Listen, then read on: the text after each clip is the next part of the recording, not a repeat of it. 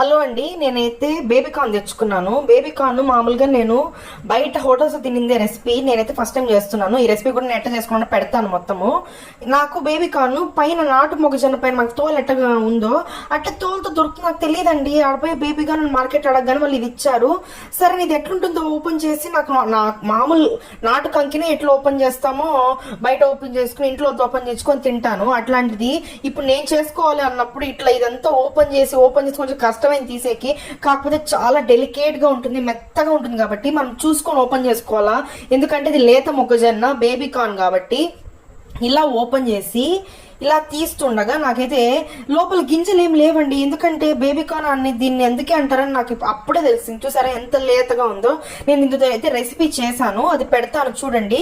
పర్లేదు, బాగానే వచ్చింది. కాకపోతే ఫ్రైడ్ రైస్లు లేకపోతే అది చపాతీలు లేకపోతే పూరీలు లాంటి దాంతో బాగుంటుంది.